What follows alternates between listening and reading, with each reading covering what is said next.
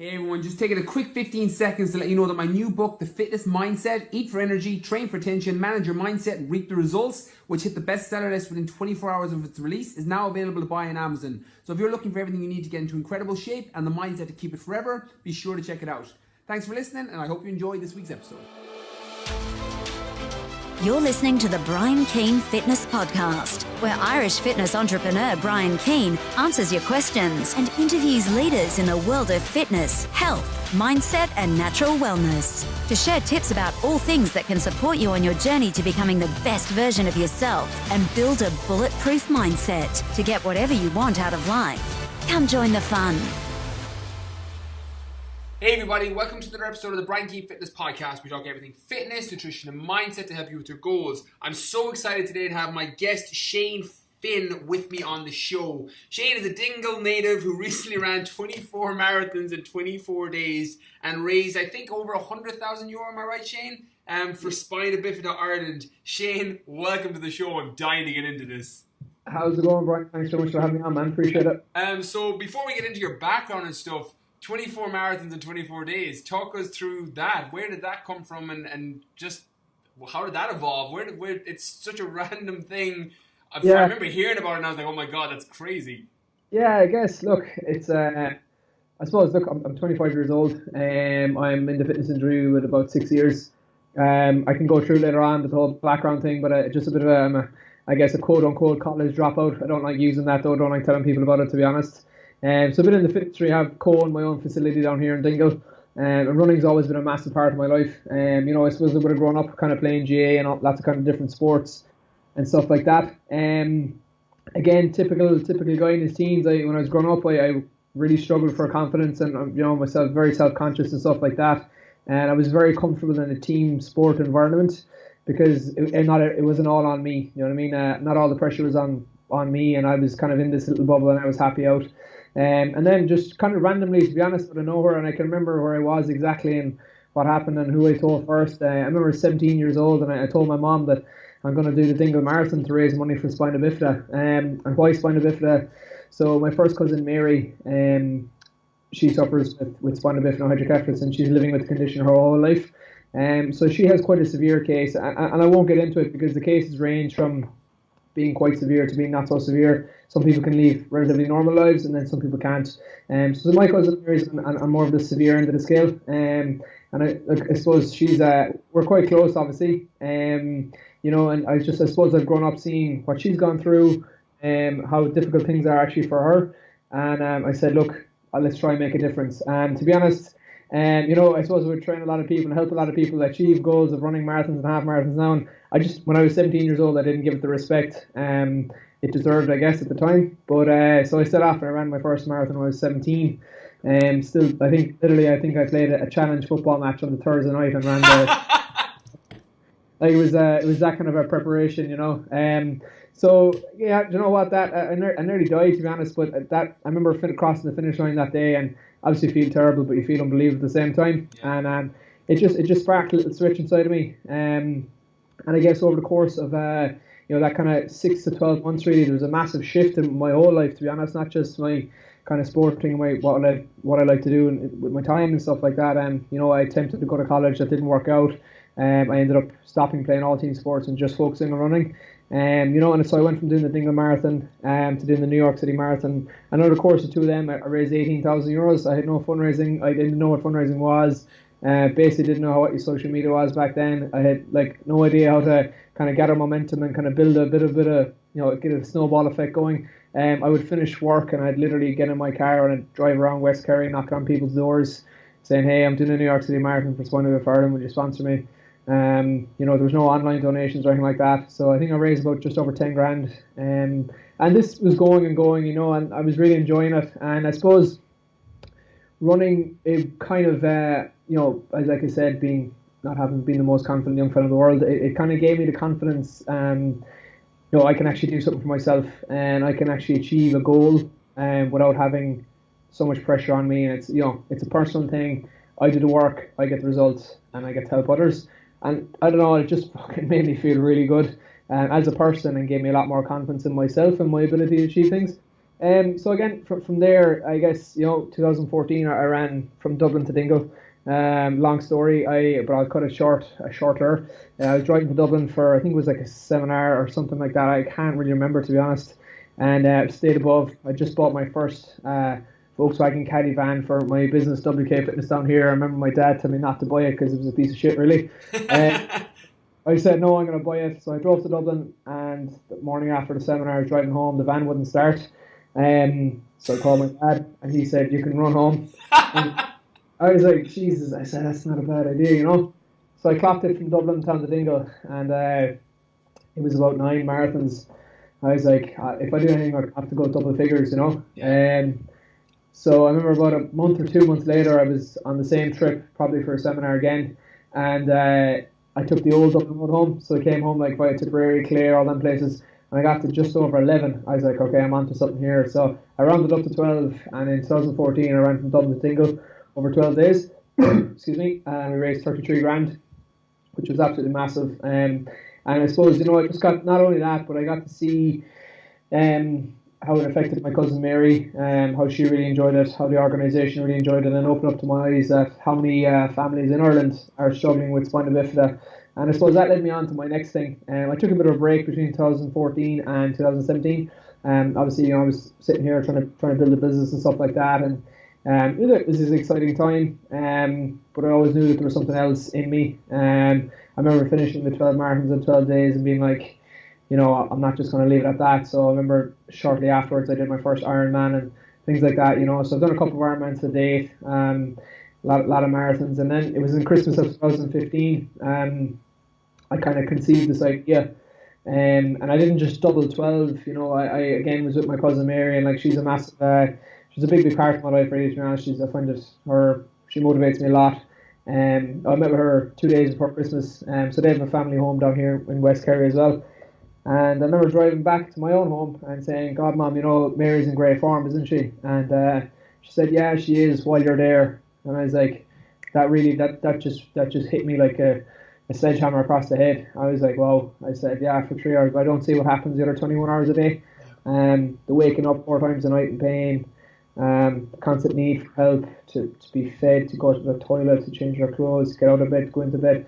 And I remember just sitting there like the day before Christmas Eve, and it was like this, my whole world had just been turned upside down. And I didn't, nobody could tell. There's this thing going on in my mind, and it took me a while to figure out. I was like, right, what am I going to do? Like, I came up with the number 24 because 24 hours a day is so difficult for somebody with a disability, and not just the person with a disability, but with their family as well. So my cousin Mary, her mum and her dad, they both don't work anymore, and they both look after her full time. And her siblings would have had a tough time growing up too, and it's not just the person that lives with the condition, it's the family too. So that's something I set out to do with the 24 marathons, was to really, obviously raise money, which we raised 140 grand, which is a phenomenal amount of money for a small charity. And as well as that, I really wanted to kind of just bring hope, I guess, to families around the country, and not just spina bifida and hydrocephalus, but to other families too that have kids and sons and daughters and stuff with disabilities or with special needs, because it's a tough, and I just saw that the families, and especially the parents, how positive they are, and they have every right to complain and to be down and to be given out about stuff, but they rarely do, So I said, you know what, I don't have things too bad, it's just these people go through a battle every single day, So what's 24 back-to-back days of hard running for me? I said, when the 24th day is over, my life's kind of going to go back to normal. I can come back to the gym. I'm back doing my normal stuff every day. But after 24 days, their condition stays the same. It doesn't change, So I suppose that's what I set out to do. We covered every single county in Ireland except Limerick and Clare, and it was one absolute hell of a journey. I won't sugarcoat it anyway. I won't say it was good. I enjoyed it, but it was brutal. Yeah. So complete both ends of the spectrum. There was like joy and elation, but there was also times I went into a very, very, very, very dark place, which I love as well, But I guess, look, I try to cut a long story short, but that's basically where I've come from to when I was 17 to come to where I am now, That's amazing, and I can see how your mindset and everything has just been molded and developed and expanded to as you said, to be able to push your body and push your physical limits to that, and even have that outlook that Mary gives you and your family give you to be able to see the world in that way, it's really, really evident.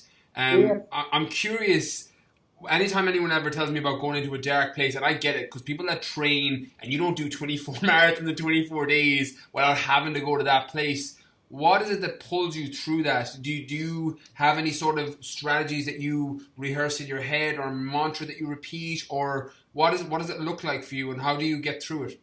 Yeah, you know what, this is something I talk about a lot, especially, you know, I'm giving talks or anything like that, but I was thinking about this last night on my way home from Dublin. I was thinking about the podcast, and there's some of the things that I don't actually share, so there's one or two things I might share with you today that I have a couple of those myself, Shane.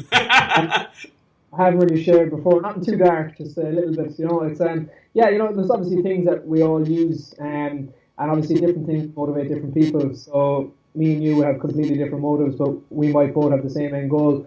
So again, you know, mine would be, obviously I'm out there. You know, it's day 10 of running your 10th back-to-back marathon, and you know, all you want to do is, you know, take it nice and easy, slow it down, and maybe take an extra break. But you know, I suppose I just have to think back. I broke every day down into a single day, then broke every day down into 4 10Ks. And when I looked at it like that, I said, okay, this is achievable. I can do this. I never actually thought about failing. I remember that the whole thing was recorded for a documentary. I remember they were just basically the guys recording the documentary wanted me to admit at the start that there was a chance I might not finish it. Yeah. But I just wasn't giving in. I didn't care. I said, lads, it's never crossed my mind about not finishing this. So there's things I use. You know, I think back of, I train on my own a lot, even do a lot of stuff with groups and, you know, all that kind of stuff. I like to train on my own. I think just training on your own builds character. You know, whether that's in the gym, whether that's endurance sport, running. If you go about, you do things like on your own, I think it does build a little bit of character. So at the end of the day, you know, I was thinking about this, and when I was out there, you know, again, day 19, going through Waterford, it nearly killed me. Day 7, nearly ended the thing as well. I'm also on my own. Nobody can do day 21 for me because I'm tired, or nobody can do day 19 for me because I'm tired, and I have to do it myself.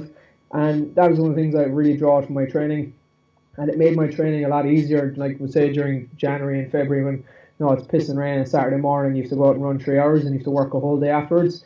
Like, mentally, that is hard, and I'd always try to stay as positive as I possibly could. You know, there was times where, you know, it was pouring rain, I was hurting, the crew were down because they're all soaked wet and tired and cold, and, you know, I'm just there smiling, trying to crack jokes, and they're looking at me as if how are you still smiling? Like, and I'd even take it up a little bit step further as well. You know, I think in order to kind of get where you want to go, I know, look, this is getting very deep. There's certain things in life where I think if you want to get to a certain goal, if you want to get to the next level, you have to suffer, whether that's like personally, emotionally, or physically. And I suffered physically to get where I wanted to go. So, you know, I remember, you know, thinking on day 3, I was thinking about day 22. Day 22 marked in my head because there's a road that goes from Cork to Kerry. It's called the Caha Pass. It's this mountain pass road that we had to go over to get back into Kerry, which was going to be a big day for me, obviously. And it's like 10 kilometres from the bottom to the top, vertical, like straight uphill, no break. So, you know, I was thinking, I got to day 22. I remember going up that hill, and I remember just saying to myself at the start, like, who else would still be going at this point? Like, I just had to make myself feel like I was the strongest fella in the world at that time, even though I know there's hundreds of athletes around the world that would still be running at that point, but I had to tell myself that you are still going. Like, who else would get up this morning and run up this mountain to get back into Kerry? Nobody else would. So I just had to tell myself, and I know, again, I'm not trying to sound cocky, and I wouldn't share. No, it's a belief system that serves. It's a great tip. I wouldn't share that. I wouldn't have told the crew or anything like that. That's something that I just would have kept in my head. And I suppose the last thing that really, really dawned on me, you know, and this really kind of hit me about 2 or 3 weeks after the 24 marathons, when we were kind of finishing up recording with the documentary, and we were looking at clips and stuff like that. And, you know, I was kind of saying, like, you know what, I think it all is that people are like, why would you do this kind of stuff? And I suppose the best way I can kind of describe it is that I'm just this kind of quiet kind of kid that found this phenomenal drive and passion in something that is just willing to do anything to get where he wants to go. And I think just develop on from that one step further. I still don't know how far I can go, and I know, like, okay, I've done 24 back to back. And what I'm not now, I'm like, what else can I do? Do you know what I mean? Like, what's the point in stopping there?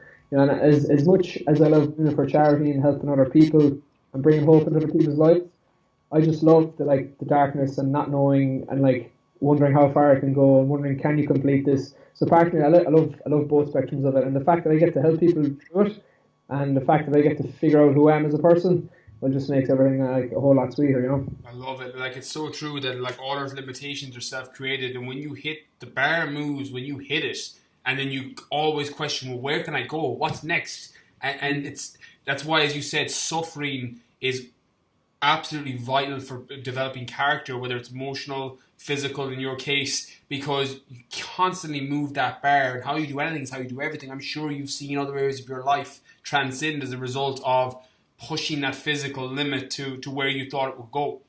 100%. It's just, and I figure it's, you know, it's not something that you can actually write down and pass on to somebody who's sitting beside you. I can't write it down on a piece of paper and say you have to do this, you have to push your limits. It has to come from a person themselves, because, you know, we are, like, limits for me are I don't like, next I want to go across America, but a limit for a normal person might be that's struggled their whole life with weight, might be to lose 10 pounds. Yeah. That could be the limit for them. So we all have to find out what exactly our limits are and to try and push them out a little bit, you know.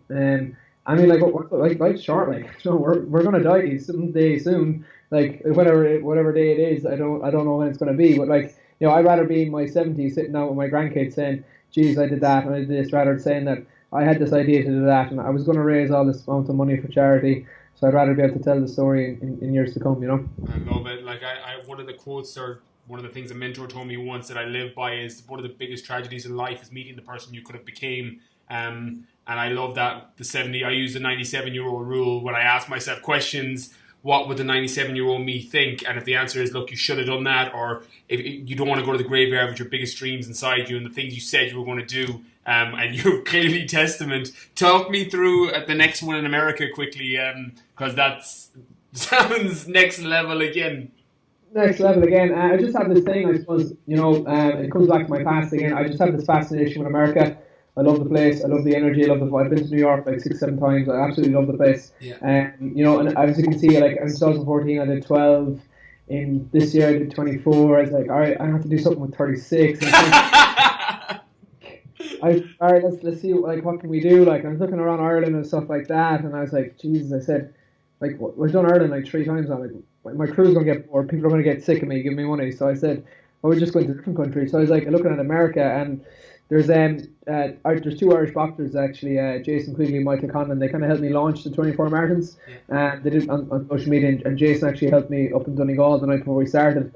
And they're based in Santa Monica. And I remember I just touched base with Jason. I said, look, I have an idea. And he knew straight away what I was going to do. He said, whatever you want to do, we'll help you out here 100%.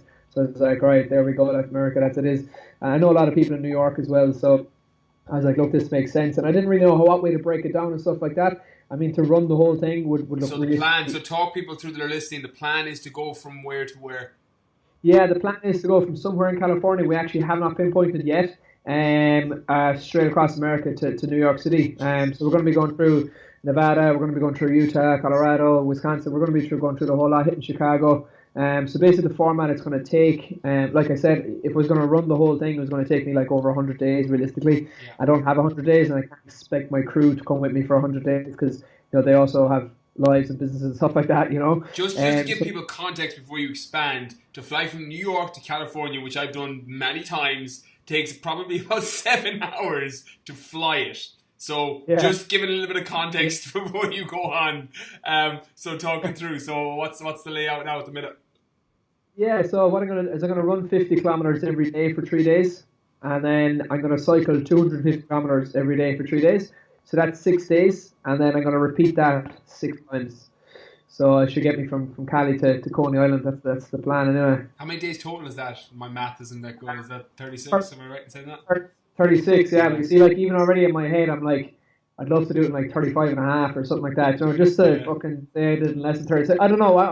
That's why it's still in its infancy yet. Yeah. We're like 19 months away, but it's still. No, I know where I'm gonna go, but you know, like there's things like, look, I don't even know. There's a desert, there's altitude in the mountains, there's all these kind of things, and I just love the unknown. It's about the whole thing. Yeah. People are, how are you going to prepare for it? I was like, I have a clue. To be honest. You figure out how. You just say yeah and figure out later.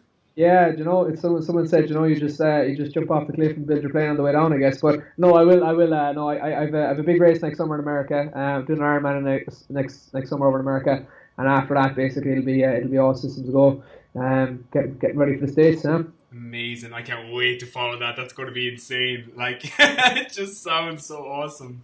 Talk me through, because of your training, and you do so much volume particularly with the Ironmans as well, because you're using obviously different muscle groups. What's your nutrition like? Do you run mostly carb based, fat based? Are you free with your nutrition? How do you do it? I'd say I'm a mixture of all what you just went through there, Brian. So again, I eat a real normal diet, to be honest. Again, I was getting a bit of slack there, not slack, but questions during the 24 marathons. I personally removed meat from my diet during the 24 marathons for digestive reasons, because I felt really good when I removed meat and I could digest my food properly. Just for the 24 days? Yeah, and the 2 days beforehand. I had like 3 burgers the night I finished. So, nice. But no, it's just that was totally personal to me. I had a lot of fish during the 24 days. I had a lot of like fresh veg, potatoes, pizza, that kind of stuff. So it was a high carb diet I did the 24 marathons in. But again, you know, outside of that, then, you know, after the 24 marathons, I lost a nice bit of weight. And lost like 8.5, 9 pounds. So I was looking at trying to put that back on. Yeah. So again, you know, I eat a very, very broad diet, plenty of good fats, lots of protein, lots of carbs. You know, people are like, oh my God, you're taking a heap of supplements. I don't take much supplements, to be honest. Every day in a marathon finished, I'd have a whey protein shake with 2 scoops of protein and like almond milk or something like that. Just to get it was all based off real food. I have been looking at over the last couple of months. I'd love to have a look at kind of the high fat diet for endurance athletes. There's good research there. There's a guy I'm starting to work with now, Barry Meehan. He's worked with a lot of top athletes around the world. So I'm looking at maybe having a session or two with Barry, see what's going on. I don't know if I could let my Saturday night pizza out. A lot of work. Strategic refeed, it'd be fine. yeah. So yeah, look, I think it's just one of the things that it's this conundrum that I look at from the endurance world. And I think just from the fitness world as well. That people are like, what kind of diet you follow? What kind of? I eat real food. 70% of the time. Yeah. You know, at the end of the day as well, I'm a normal 25-year-old lad. I like to go out with my friends on occasion. I like to have the odd pizza night out and stuff. You know, so I just eat real food as often as I can. Fuel my body with proper real food. And your body prefers real food rather than all these, you know, supplements and stuff like that. And you know, they have their place. Obviously, I agree with that 100%. But you know, it's food first, and then take it from there. 100%. And then what does your gym, do you do gym work through the year then to keep your strength? What's your, because I'm sure the amount of volume you're doing takes priority. Do you do gym-based and strength-based work as well, or how do you split it? Yeah, 100%. I'm a massive fan of strength training for runners. Huge. I've just tested out. Again, you know, I suppose one of the perks of that is actually co-owning your own gym. I can train either early in the morning, can train late at night. So that's really handy. You know, I suppose I'd look back coming into the 12 marathons, I would have took a lot of notes from that heading into the 24. And I picked a really bad time to do the 12 marathons. It was in summer 2014. So it was June 2014, and myself and my business partner Mark, we actually opened up the gym in March.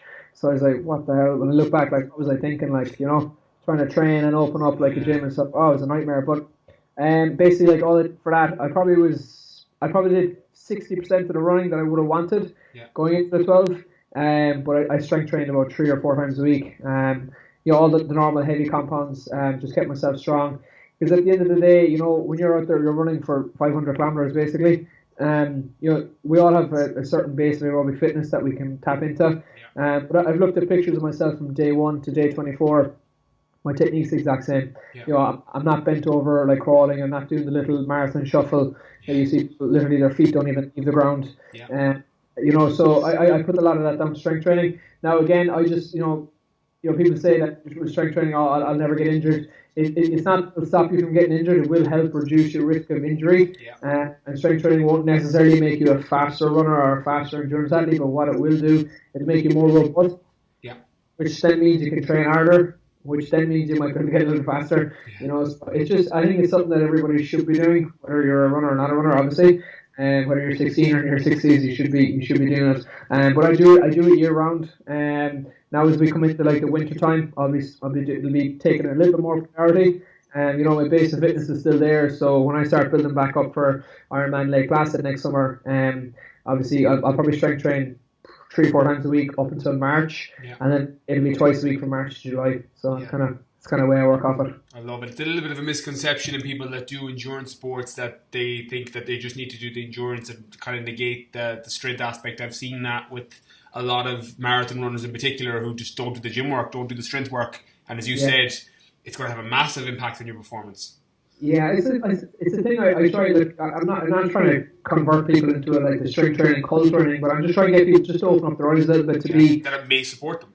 Yeah, exactly. Like, it's just, I think, it's a thing I do whenever I talk to groups and stuff like that. It's, I'd say, look, if you can become more self-aware as an athlete, and people are like, I'm not an athlete. No, you are an athlete. Look at yourself as an athlete, and look at how can I become better.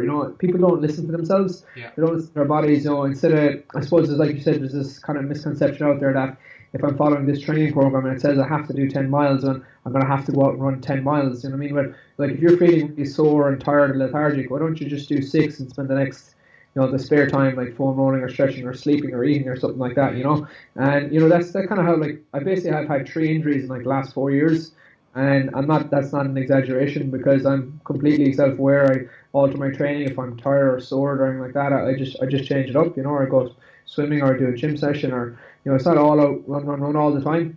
So like, I think your body is the best indicator. Like, it tells you exactly how it's feeling, and if you can tune yourself in, like your mind and your body, put the two of them together, I think you can kind of do anything really, to be honest. When you put your mind to it. 100%. Well, your body's a direct feedback on what you should be doing, and that's regardless of training goals, whether it's body composition, strength and conditioning, marathon training, endurance sports. Your body's giving you a direct feedback on how it's feeling. Well, that's the same with nutrition as well. Your body's telling you how you should train. Should you push the limit today? Should you scale it back?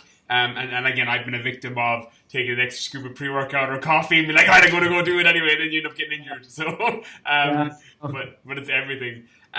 Just switching back, Shane, as you said, you weren't that confident as a kid or as a teenager, and as somebody that now is, I can see it from even just speaking to you, that limitation that you probably once had, or the confidence you may have once had, are starting to just move because of the things you're setting. And I always say that confidence comes from saying you're going to do something and then doing it. And I know straight away from your burn the boats attitude of, I'm finishing these 24 days.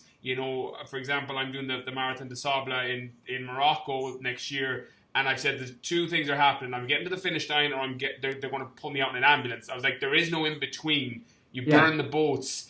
But for someone that didn't have that confidence at 16 or 17, if you could go back and talk to even the 15 or 16-year-old Shane, is there any advice you'd offer him from particularly where you're at now and how strong your mindset is? Is there anything you'd offer him? I suppose, and it's one thing. First of all, the first thing I'd say, and I do speak to a lot of like 5th and 6th year students in schools and stuff like that. And the number one thing I'd say, and it's very, very hard for a young person to do, but for me sitting here right now, it's very easy for me to do. Stop trying to fit in with everybody else.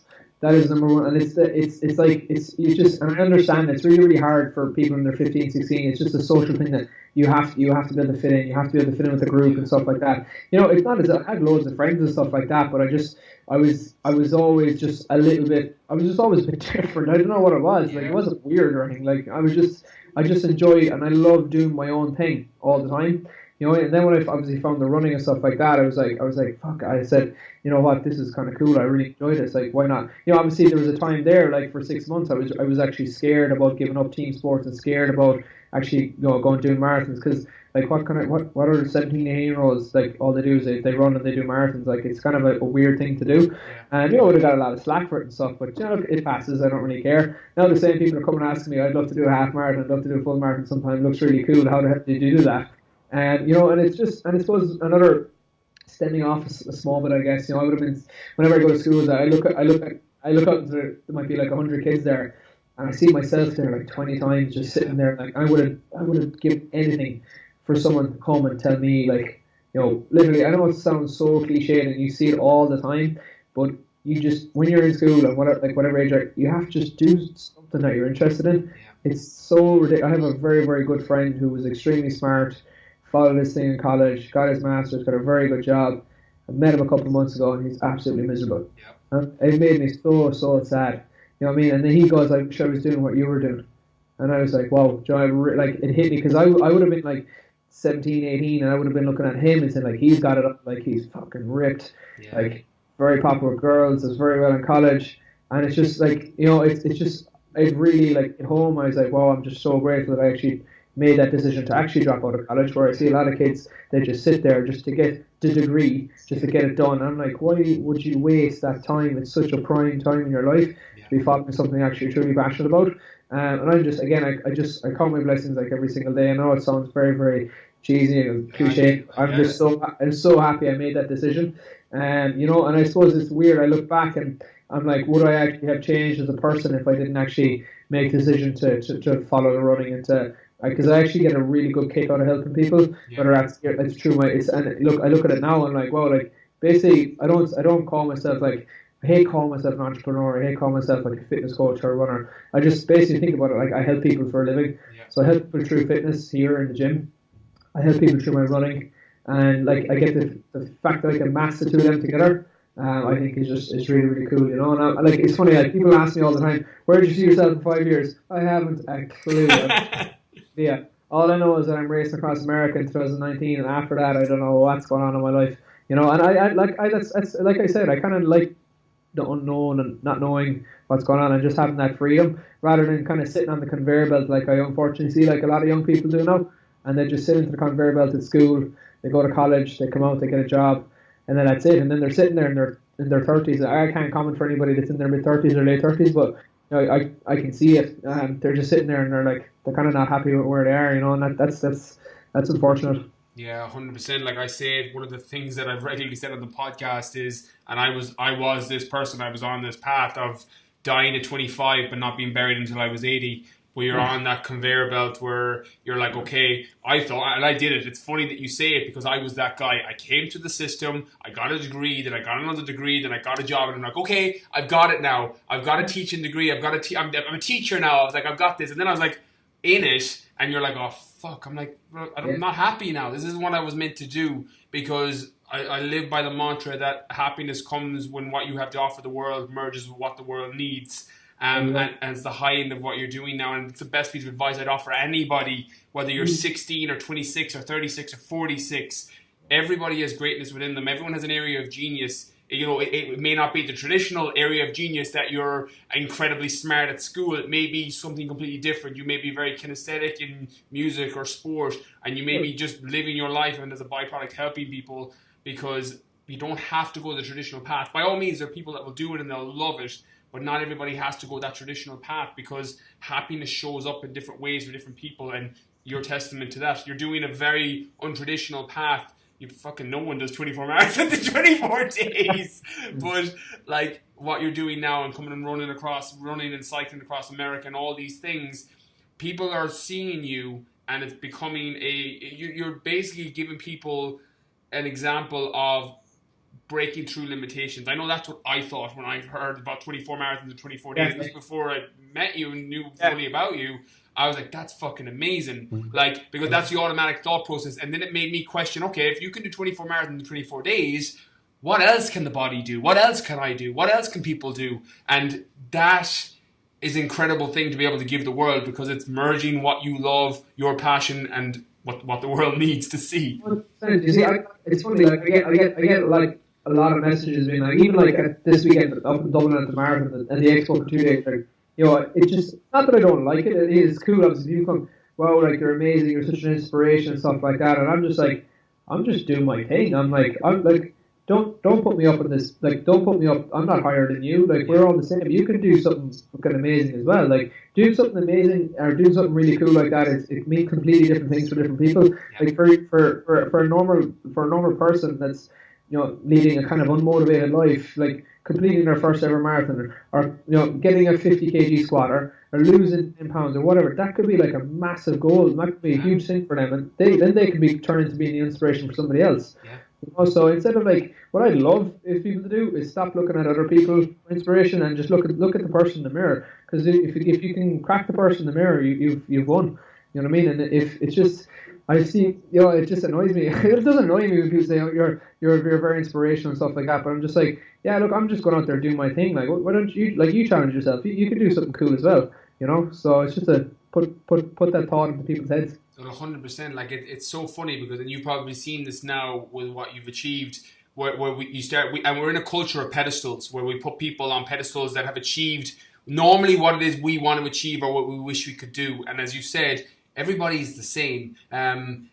And just using that as inspiration to go lose 10 pounds or go squat 50 kilos, it doesn't matter. It's relative. Or be the best mum you can be or best dad you can be, or switch careers into become start your own business, or whatever that looks like for you. It's relative, but using inspiring stories to motivate yourself in your own life and then go do your thing, whatever your equivalent is. Like, I'm not going to go run 24 marathons in 24 days, but I took incredible inspiration from your story, and hopefully, and I'm sure, and everybody that's listening to this will do the same. Yeah, it's funny. Like, I think I don't need to keep going on about it, but I read there's this article I was reading, and someone said, like, in the world that we live in right now, all we do is, like, we read books and watch TV to gain inspiration from other people and what other people have done instead of looking at ourselves. You know what I mean? I think, if that's one of the things that if people could kind of break that down and find something that's, that inspires them to their personal goals or whatever it may be for them, well then, that's I think that people are going to get happier, because instead of looking around at other people, figure out what you want to do and go for that. Well, that's it. Like, as I said, I regularly say comparison is the thief of joy. It's one of those quotes that I tattooed on my brain. But by all means, compare yourself against yourself, and your story and what you want to do may be completely different. It may not be physical or health-wise at all. It may be something completely different. But finding that and not just fitting into society's norm because, well, everyone should run marathons, or everyone should have a six-pack, or everyone should have, a lot of money or a nice car or an attractive partner or whatever it is of that external level of success that we label. That may not be your version of success. Your version of success may be to be able to play with your kids because you went to the gym and were able to strength train and you're 60 or 70 or 80 and you're able to play with your grandkids. That may be your level of success, and it's just finding what that is for each person, because it's different for everybody, and it's so important to find it, because you can't hit a target you can't see. If you're not working towards it, it's impossible to hit it. 100%. All right, Shane, I'm going to jump into my favourite part, even though I've loved this conversation. I'm going to go into the rapid fire questions, so you can expand on these, you can one word answer them, you can do whatever you want with them. I'm going to chuck them at you, and we'll rock and roll with them. Go for it. Okay, when you think of the word successful, who's the first person that comes to mind and why? Richard Branson. Why? He's just so humble, and I just love what he does.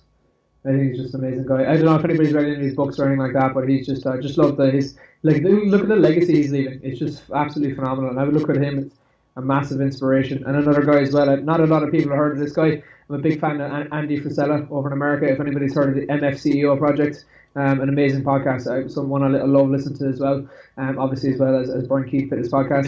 Yeah, nice plug. It's just really good. He's a very, very humble guy. Started off from being basically borderline homeless, living in the back of his first shop, and now he's got the third biggest supplement company in the world. He's just incredibly, very, very humble guy. And someone he gets pissed off when people call him successful, because he's in his late 30s and he's like, I'm only just getting started, and that really just motivates me. So they're guys I look up to. Yeah, I love it. Like it's funny because there's a trend for me now with Richard Branson in that question, and they always say, I'm like, if you can tell me who your 3 heroes are or 2 heroes are, I can tell you where you're going to be in 10 years. And I think that'll, I'm looking forward to seeing where you're going to be in 10 years. What purchase of €100 or less has most positively affected your life in the last 6, 12 months or at any stage? Positive, less than €100? Yeah. That's a good one. For example, I got one of those sleep noise machines. That is an absolute game changer if you're a poor sleeper. Like, I literally turn it on, it's white noise. Cost me like €60. If it broke in the morning, I'd have another one coming out the next day from Amazon. Just to kind of give you a context of just something that I've used. Yeah, to be honest, I think now that's the top. I'm obviously this is coming from a running background. I know it sounds very, very like a simple answer, but I just love my Adidas Boost running shoes. I have the same pair with and they were like on sale for like €92 on Adidas.ie, and I bought like 3 pairs of them. They're my favorite running shoes. Again, I get questions all the time, what kind of running shoes should I wear? And I go with Adidas Boost, but whatever is most comfy for you is what you should be going for. They were like the older version. They were like I said, they were less than €100, and I just went with them because, I'm just looking at them now. I have like 4 pairs up here in the office, so I'm just lying all over the place. So for me, that's incredible value for me to have my feet wrapped in good shoes. Love it. Do you have a quote you live your life by or think of often? I suppose I would take one from kind of when I was a little bit younger, like that at an awkward age, I guess I was telling you about. And I suppose it's one I would say. I wouldn't say it out loud very often, but when I keep to myself, it's one I said every day to myself during the 24 marathons, is that just remember the people that said you couldn't. And it's not that I'm motivated by people telling me that I can't do something, but I suppose that, again, maybe this all stems from that scared, freaking self-conscious, quiet kid that I was. Maybe there was not people that told me I couldn't do things, but maybe I just built up this little second character in my own brain saying that, no, actually, Shane, you can't do that. No, you're not cool enough to do this. No, you're not good enough to do that. You'll never be strong enough to do this. You won't be fit enough to do that. So maybe it's that other person I was talking to, and I still really haven't figured that out. But, I'm either doing that, I said, remember the people that said you couldn't do it, but maybe it's not actual people. It could be this little, this other person I was when I was a bit younger, That's such a powerful thing. I still do that. It's something I used to do all my years of competing when I was doubling up on training sessions, when I was, day 14 without a rest, when I'd have the Worlds or whatever it was. I'm doing it now on my runs. You're making up that story, and you remember those people that told you couldn't, or else you remember the words, and you may be putting them into someone else's mouth. But sometimes fire, as I said, fire can destroy you if it's a negative thing, and fire will destroy lots of people. But if you can channel it, man, you can light up a fucking room with that shit. So using it is very, very, very powerful. Yeah, and I just, I suppose as well, and I got off the back of that, and just like one of my slogans for the 24 was just doing it for those who can't. And it's just one of the things I would have thought of on day 14 when it was pissing rain and my feet were literally bleeding. Was like, I'm not doing this for myself. I'm not doing this for Shane and Finn. I'm doing this for this little kid up in Donegal I met the night before I started, who was smiling because he or she got to take a picture of me. And I was just, that's just, and they're thinking of me, and their moms are sending me messages and saying how proud I am that they're doing for their charity. So that's, they're who I'm doing it for. And I suppose I was doing it for them. And I had that little quote for him, doing it for those who can't. But then, there was a second side to the whole 24 marathons where I was just, there was times where it went, so dark and completely, it was, very personal. And I was just running against myself. And the crew would know when that shift happened, even though they didn't know what the shift was, because I just go completely quiet. If I was suffering, I just, wham, my mouth was shut. And that was cool. It's funny, I remember one of them saying, he's not talking, he's suffering. So if I'm not talking, I'm in that little dark place. But then I come out of it again pretty quick. Yeah, 100%. It's so funny. You get into, again, the zone and flow isn't the right word, because you're going to darker places when you're pushing to that physical limit. But as I said, you always come out stronger out the other side as a result. 100%. I love it. What book do you think everybody on the planet should read? So not necessarily your favourite book, but is there any book you've ever read or listened to on an audiobook app that you're like, a lot of people will get benefit from reading this or listening to this? So, from a personal point of view, one of the books that I read when I was going through that kind of shift again was a book called Who Dares Runs by Jerry Duffy. I don't know if anybody's heard of it. It's a very, very good book. Now, it's Jerry Duffy's an Irish guy, and he would have been a massive, massive role model to me growing up and when I was going through that kind of shift. And I remember hearing about him. I remember getting his first book. I remember adding him as a friend on Facebook, and I remember sending him the message on Facebook. And I remember my reaction when he wrote back to me on Facebook. Yeah. It was as if my whole world came to standstill when Jerry Duffy wrote back to me. It's funny, now we've become quite good friends, and we meet for lunch and coffee and food. I met him in Dublin last weekend. And so basically Jerry Duffy ran 32 marathons, 30 days in Northern Ireland in every single county. Yeah. He completed 10 Ironmans in 10 days over in England. He won it, and his story would have been quite inspiring to me, just this ordinary, average, everyday Irish guy doing completely amazing things. And so that was one book that really kind of opened up my eyes, to be honest. And if I don't, obviously, it's running based, but I think any normal person can take a lot of value out of it. Basically, it's the same things that we're talking about now, when you put your limitations aside and stop forgetting about them, because our limitations don't really exist if you can change your mindset, and he did, so it was pretty cool to read that. I I must check that out because I actually haven't read that, but I 100% I know loads about Jerry Duffy, but I haven't read that, so that's going to add to my reading list. It's really good. Love it. What have you changed your mind about in the last few years? So this can be training wise, this can be a mindset thing. Is there anything you've changed your mind about in the last few years? I suppose one of the things I do try my best to stay as open-minded about everything as I can, especially when it comes to business. So I suppose one of the things we struggle with, I know if anybody knows Dingle, like Dingle's an absolutely stunning place, so beautiful.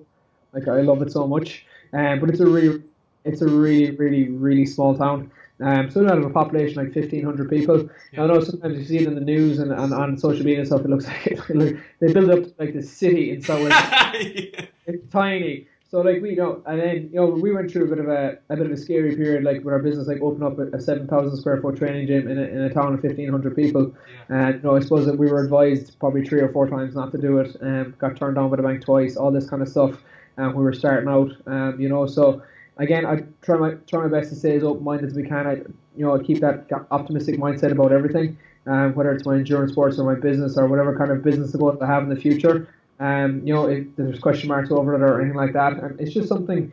It's just I don't know. Like I don't want to say it. I don't want to piss anybody off by saying this, but like I think that might be like an Irish thing that we put these caps on ourselves saying that, and because we feel that maybe the person that said that we couldn't do it just because they couldn't do something, they said they'd pass that pessimism on to somebody else. So I think, look, if you want to do something, you'll figure out a way of doing it. And when shit turns bad or when shit hits the fan, if you can just stay optimistic and keep taking it every day as it comes, and you'll get through the tunnel on the other side. I love it. It's just such amazing advice. Just to change, like I would have been very like closed-minded when I was younger. Like if somebody said I could do something, I definitely couldn't do it. Like put that to the side, like no way I can do that. Yeah. And I would all question myself, and it's just like I would always question myself about obviously physical things I could do, or even like business goals or work or anything like that. But now I'm like, fuck it, like I wonder has anybody ran to the moon? It just like changed my whole. And I put all that down to running, so I like to thank that for making that change in me. Yeah, well, I love how you do anything is how you do everything, and when you do something in physical world, whether that's, again, it's relative, losing 10 pounds, squatting 50 kilos, running 24 marathons in 24 days, pushing to your physical limit transcends into business, transcends into relationships, transcends into your whole life. Like, this is why I love fitness so much, because it's a metaphor for everything in your life. Pushing past the limits, setting goals, hitting the target, setting the next one, hitting the target, and seeing how far you can go. Like, fitness is brilliant, look amazing, have a six-pack, have a fucking great ass, or whatever it is, but it's what the person you become out the other side when you're striving and hitting targets and hitting goals and seeing how far you can push yourself physically in the gym, on the road, in the pool, on the bike. It doesn't matter. It's how it transcends into all areas of your life when you do that. Yeah, and I think that's exactly what happened to me. Everything's starting to, I believe they're kind of put my little hitches to the side now, whether it's physically, endurance-wise, business-wise. I have ideas of things I want to do, and I'm like, fuck it, let's give it a go, let's do it, I love it. All right, on the last question then, which will tie in a small bit, I think, how has a failure or an apparent failure set you up for later success? So, sometime when you fell down or you failed, and you ended up getting a further success out of it later down the road, can you talk me through one of those stories? I have 2 quite clear ones. So there's one, obviously I'll go through the physical one first. Obviously, after the 12 marathons, I kind of turned to Ironman and stuff like that. I went to everyone wants to do an Ironman. It's a tough, obviously a tough one-day event. It's on my list. So, I signed up for Ironman Barcelona in 2016, and I was going to do the half Ironman in Dublin to prepare for that. And I trained, and I got into the water in Ironman Dublin, and something just happened to me. Came out of the water, was puking, I was dizzy, couldn't see a thing. I was in really, really good shape, and I don't know what happened to me. So that was physical failure. Obviously, I failed that day. That's the first race I ever had to put out of my life. Really hurt me, to be honest. Didn't really share it. I put up on my social media that I'm fine. I just pulled out, had a bad day. Yeah. But I remember months and months after that. I mean, like, you fucking pulled out. Yeah. You dropped out of a half Ironman, and in 8 weeks' time you're supposed to do a full one. And I remember flying over to Barcelona on the plane on my own, and just being like, this was sitting on the plane, and I was just like, this rage building up inside me. I went out to Barcelona, I had an absolutely unbelievable race. So it just, and I questioned, like, I came back to Dingle after doing the half Ironman in Dublin, I was like, went to my doctor, checked everything, and my doctor was just looking at me going, Shane, you're fine. There's nothing wrong with you. Your bloods are fine. There's nothing wrong with you. You just had a bad day. And I was looking for, there must have been a reason.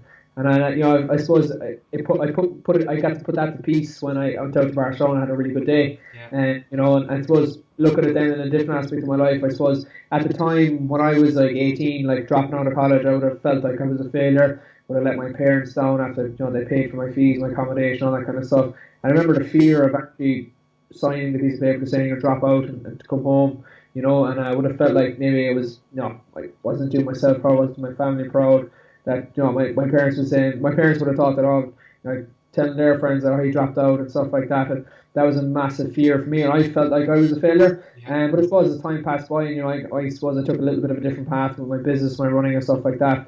I realised that actually, hold on, if I didn't drop out of college where I am, I would not be where I am right now. I'd probably be still sitting on that conveyor belt, just happy to do what everybody else is doing. And look at me now. I'm not a I'm not a millionaire or anything like that, but I'm extremely happy in what I do, and I wake up every morning saying, fuck it, let's go for today, and then I plan out the next day and keep going, and it's just, I look at that would have been a failure, but now it's obviously not a failure, but at the time I would have thought it would have been a massive failure, and I felt, I struggled because I was back in Dingle working in a supermarket, and all my friends are in college, like having a fun time, they're coming home at the weekend telling me all the shit they were doing during the week and how much fun they're having, and I'm just sitting there like in Dingle, I was like, oh, this is great, but I think that was a good time. It opened up my eyes a small bit, and now obviously it's not a failure. I guess it was just a shift in direction that I'm grateful for now. I love it. Well, they always say your mess becomes your message, so it's a high end of anyone that's going through a similar situation. Shane, I cannot thank you enough for coming on. Your story, I'll be following everything for 2019 in the US. I was following the 24 marathon, the 24 days. Where is the best place for people to find out more about you? Two places mainly. So obviously I'm on my Facebook page is Shane Finn, and then obviously my Instagram is at @_Shane Finn as well. So that's where I'm most active, to my Facebook page and my Instagram. I'm kind of actually going to delete Snapchat and stuff because it's just fucking too much work and stuff like that. So let's stick with Instagram and Facebook for the meantime. They seem to be my biggest following of the two of them, and where I get most of my stuff going on. So they're the main two places. Deadly. Well, I'll be linking them up in the show notes, and I'll link them across all my platforms as well. Shane, thank you so much. Awesome, man. Appreciate it.